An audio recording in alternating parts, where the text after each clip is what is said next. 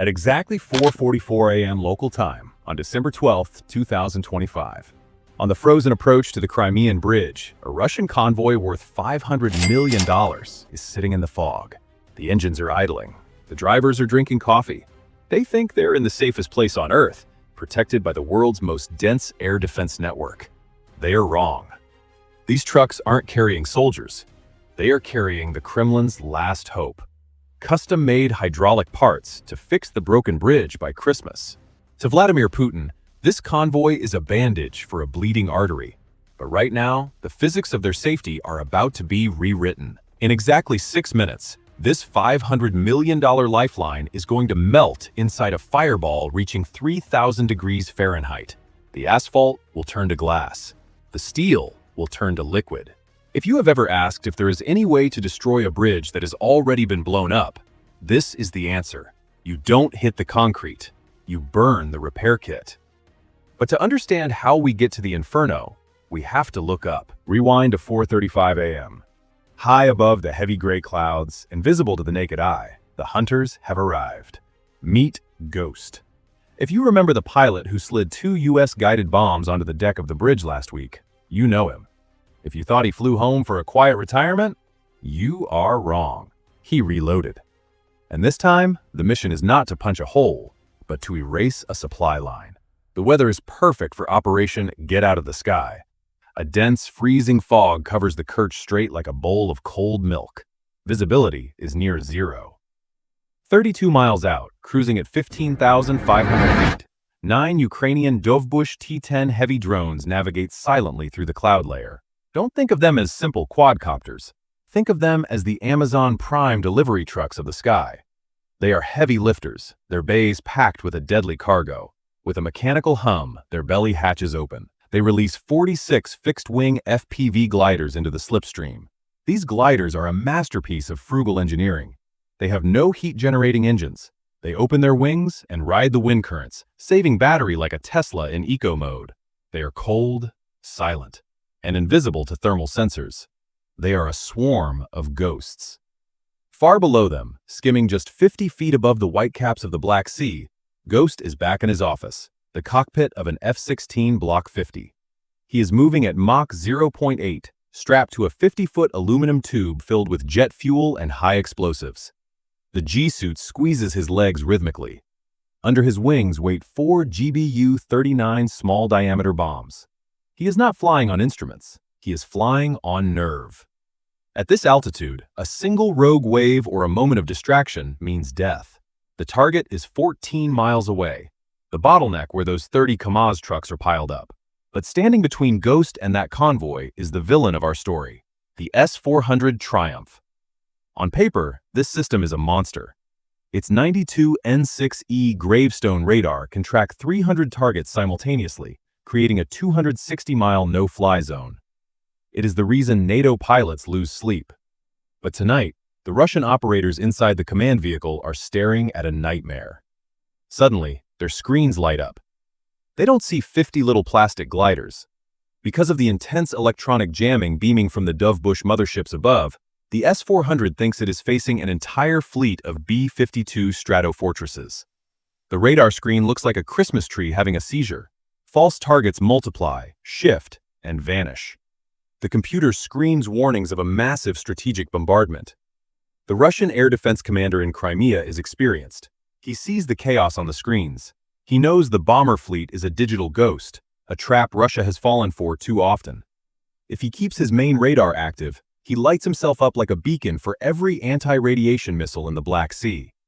So, he makes a ruthless, calculated decision. Kill the main radar. The massive S-400 goes dark. The strategic shield is down. The war is instantly transferred to the short-range Pantsir S-1 units protecting the checkpoint. Switch to electro-optical, the commander orders. Find them with thermals. Kill them visually. On paper, this works. In reality, he just asked his men to perform a miracle. Asking a Pantsir operator to find a plastic glider inside a thick fog bank using a thermal camera is like trying to find a mosquito in a dark room using a laser pointer. Why? Because today, Mother Nature is wearing a Ukraine jersey. The dense fog acts as a thermal blanket, scattering heat signatures. Even worse, the FPV gliders don't have hot jet engines. To a thermal sensor, they are basically flying ice cubes. The Pantsir crews stare at gray static on their monitors. They are blind, but they are desperate. They see shadows moving in the fog. The commander authorizes the launch. 57 E-6 interceptor missiles shoot off the rails, hitting Mach 4, racing toward the soup. Let's pause to look at the price tag of that trigger pull. Each Russian interceptor missile costs about $1 million. In seconds, they just fired $4 million worth of high-tech munitions at a cloud. The result? 2 missiles lose lock immediately and explode harmlessly in the water. One manages to clip a glider, turning a $500 piece of plastic into confetti. Vladimir Putin just swapped a Ferrari for a skateboard. But the volume of fire is a problem. The Pantsirs switched to their twin 30mm autocannons, filling the sky with a wall of lead. The sound is deafening, a continuous, ripping roar. The pack takes hits. 5, maybe 6 gliders crash into the sea. Ghost watches the fog light up with angry neon whips of tracer fire. He grips the stick tighter. The Russians are blind, yes, but they are swinging wildly with a sledgehammer. And just as the glider swarm is about to be decimated, the fog above the checkpoint turns orange. The war has gone from a chess match to a knife fight in a phone booth. The Dovbush motherships transmit the Delta pattern command. 42 surviving gliders stop loitering. They fold their wings. They pitch down. From harmless floating toys, they transform into 125 miles per hour kinetic missiles, diving into the jaws of the Russian guns. The Russian reaction is violent. The Pantsir crews set their guns to 5,200 rounds per minute. Tracers form a literal ceiling of hot steel. The first 11 gliders disintegrate. Plastic and copper evaporate. But the sheer physical mass of the swarm overwhelms the defense. A Pantsir turret rotates at 100 degrees per second. The drones are coming from 360 degrees. Servos whine and overheat. The gunners scream as they try to track multiple targets. Boom! One glider slips through the curtain of fire and smashes into the command vehicle's windshield. Another hits the missile rails of the western battery, detonating munitions ready to fire. The 30-ton vehicle flips like a dead bug. But the Russians held an ace. "Barrier!" the commander screams into the radio. "Deploy barrier!" Suddenly, 4 Tiger M vehicles hidden near the convoy discharge their payloads. Not bullets, but canisters. They explode in the air, releasing a dense, glittering cloud of conductive aerosol. This is a metallic fog designed to short-circuit electronics and block RF signals. The effect on the cheap commercial gliders is disastrous. As they fly into the silver fog, control links break instantly. Video feeds go dark. Cheap processors burn out. 20 gliders drop from the sky like dead birds, crashing harmlessly onto the asphalt, rolling next to the targets they were seconds away from destroying. The herd is dead. The sky is clear. And this leaves a perfect target on the board. The Russian commander, smiling through the smoke of the battlefield, points a gloved finger to the low horizon. Kolchuga M, activate passive sensor array. This system emits no signal. It hunts. It listens for the faint electronic heartbeat of Ghost's radar altimeter. Inside the F-16, the cockpit goes from silent concentration to a rave of warning lights. Ghost's blood runs cold. The unknown source light turns red. He is not just detected, he is triangulated. The S-400 battery in Kerch roars back to life. 248 N6DM missiles launch from the vertical tubes. They don't need a radar lock to launch. They are wire-guided to his grid square. These monsters accelerate to Mach 6 in 4 seconds. They cover 12 miles faster than Ghost can blink. He has just revealed himself, and he has 2 telephone poles full of high explosives screaming his name. Normally, this is the part where you eject. You pull the yellow handle and pray. But Ghost doesn't reach for the ejection seat. Instead, he does something crazy. He pushes the throttle past the detent. Afterburner. The General Electric engine ignites a 32-foot blue flame, dumping raw fuel out the exhaust. He isn't running away. He is attacking. He accelerates toward the missiles. 650 knots. 700 knots. He is playing a game of chicken with physics. Why? Because he needs kinetic energy for the toss. At 4 miles out, the S-400 missiles enter the terminal phase. Their onboard radar seekers activate, painting him with lethal energy. The cockpit fills with the screaming tone of a hard lock. Ghost screams through his oxygen mask and pulls the stick into his gut. The F-16 goes vertical. In seconds, he climbs 5,200 feet, transforming his immense speed into altitude. This is a loft maneuver. When the nose pitch exceeds 44 degrees up, the flight computer calculates the release solution. This is pure math.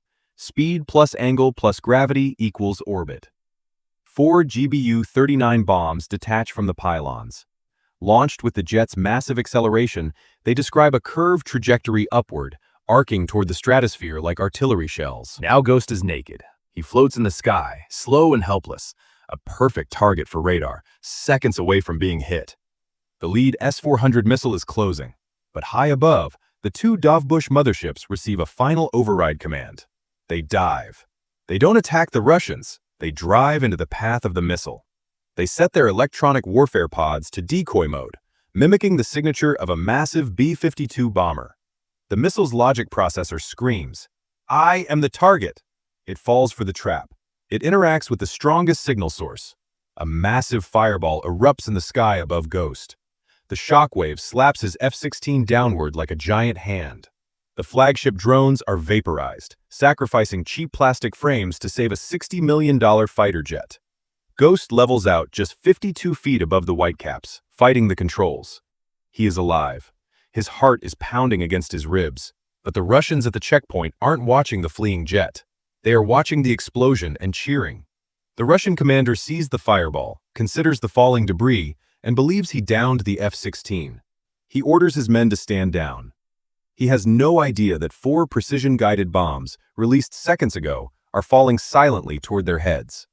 Right now, correcting its flight path with microfins, the GBU-39 is not aiming for a tank. It isn't aiming for the radar.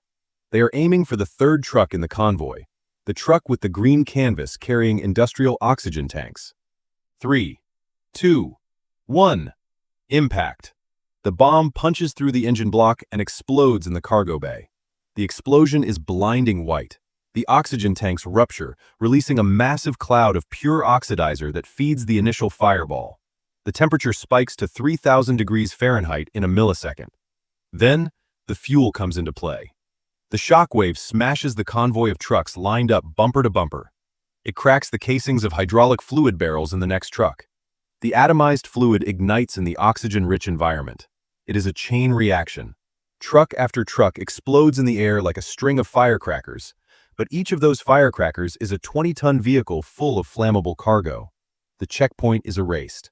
The expanding fireball engulfs the nearby Pantsir battery. The sensitive radar panels melt like wax. The missiles in their tubes cook off, adding solid rocket fuel to the inferno. It looks like the sun is rising in the wrong place. The Christmas gift for the Crimean bridge has been delivered. The hydraulic couplings are molten slag. The convoy is a smoking scar on the face of the earth. Ghost heads home, disappearing into the fog. He checks his fuel. 800 pounds. Perfect. He keys his mic, breaking radio silence for the first time. Delivery complete. Don't wait up. Let's pause for a moment to look at the numbers that tell a story propaganda can't hide. Let's look at the relentless math of the scoreboard. Debit.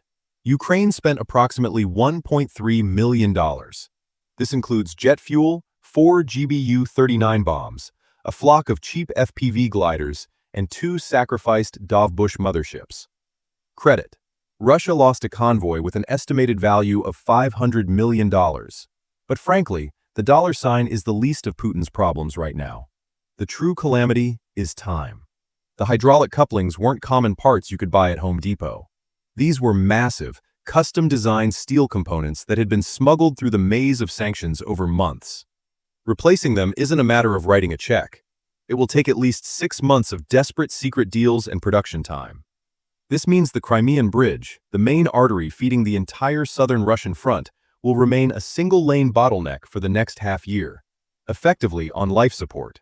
Every tank, every artillery shell, and every liter of diesel fuel going to the trenches will now have to take a long journey through the muddy, partisan-filled roads of the mainland.